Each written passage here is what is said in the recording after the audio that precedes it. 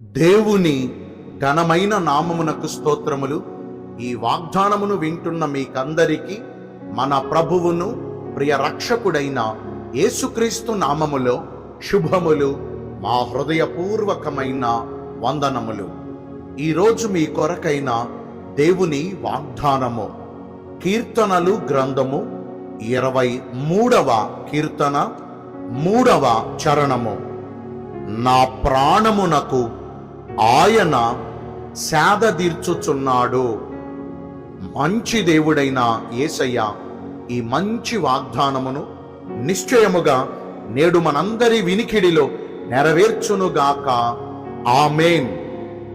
ఈ వాగ్దానాన్ని వింటున్న ప్రియ దైవ జనాంగమా, సైన్యములకు అధిపతి అయిన యెహోవా దేవుడును, పరాక్రమశాలి అయిన యెహోవా దేవుడును, ఇజ్రాయేలునకును గొర్రెలకును గొప్ప కాపరి అయిన మన యేసుక్రీస్తు ప్రభువారు నేడు ఈ వాగ్దానమును వింటున్న మనందరి పక్షముగా, మనకు తోడుగా, మనకు కాపరిగా ఉంటూ శాంతికరమైన జలముల యొద్దకు మనలను నడిపించుచు, మన శత్రువుల ఎదుట ఆయన మనకు తృప్తికరమైన భోజన జీవితమును దయచేస్తూ మన ప్రాణములకు ఆయన నెమ్మదిని దయచేస్తారు.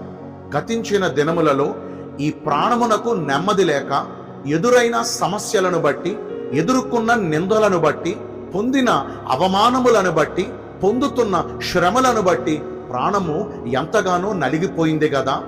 గుండె చెదరిన పరిస్థితులలో మనమున్నాము కదా. ఎటు చూచిన గాయముల పాలైపోయి, రుగ్మతల పాలైపోయి, నష్టముల పాలైపోయి, కష్టాల పాలైపోయి, అసలు ఒక్క మాటలో చెప్పాలంటే సంతోషించగలిగిన విషయాలు చాలా తక్కువ ఉన్నాయి. దుఃఖించవలసిన విషయాలు ఎక్కువగా మనం గడిపాము.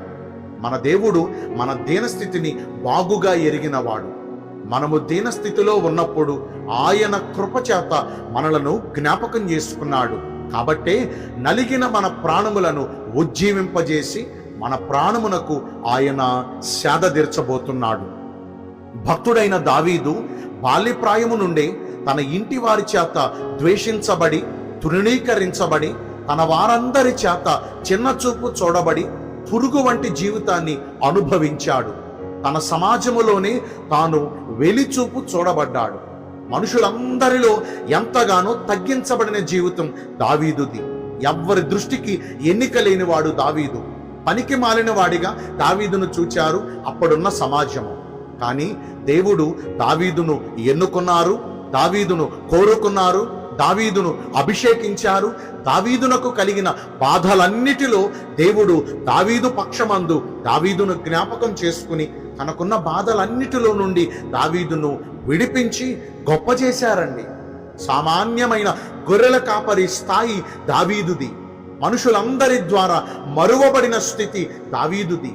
కానీ దేవుడు దావీదు పక్షమందుండి దావీదుకు కాపరిగా ఉండి నడిపించుచు, ఏ అపాయము దావీదుకు సమీపించకుండా, గాఢాంధకారపు లోయల మధ్యన దావీదు వెళ్ళవలసిన అనుభవాలు ఎదురైనా ఏ అపాయము దావీదుకు తగులకుండా తన దుడ్డుకర్ర చేత, తన దండము చేత దావీదును ఆదుకుంటూ, ఆదరిస్తూ, అనుక్షణము దావీదు పక్షమందు దేవుడు వ్యాజ్యమాడుతూ ఎన్నో అద్భుత కార్యాలు చేశారండి. దావీదు జీవితము మనకు మంచి ఉదాహరణ.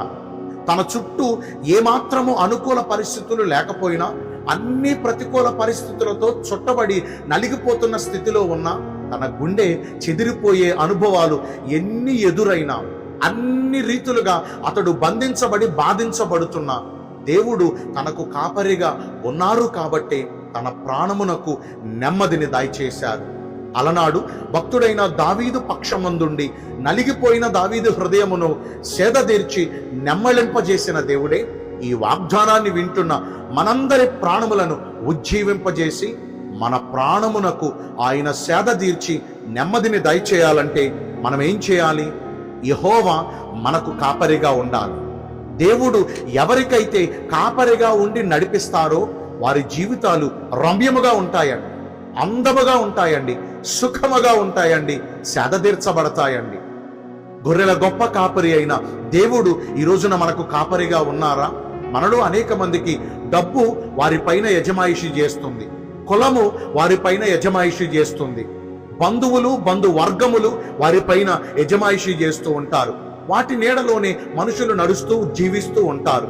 ఈ రోజున వాటి వేటి వల్ల మనకు నెమ్మది కలగదు. మన ప్రాణములకు నెమ్మది దయచేయగలిగిన వాడు మన గొప్ప కాపరి అయిన యేసయ్య మాత్రమే.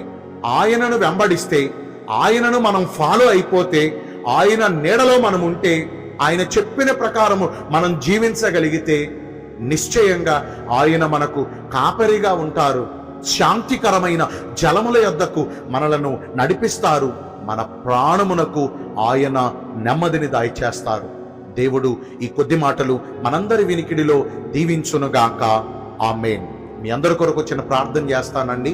పరిశుద్ధుడును ప్రేమ కలిగిన మా ప్రియ పరలోకపు తండ్రివైన దేవ, మీ కృప కలిగిన ఘనమైన నామమును బట్టి నిండు మనసుతో కోట్ల కొలదిగా మీకు మా కృతజ్ఞత స్తుతులు స్తోత్రములు వందనాలు చెల్లిస్తున్నాము.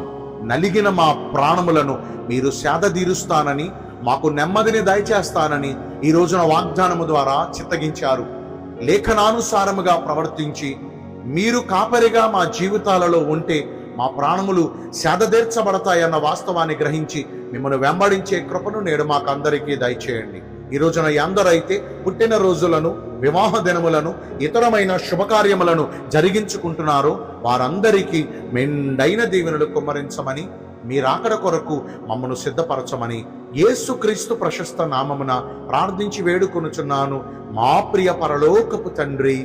ఆమేన్. May God bless you all. Thank you.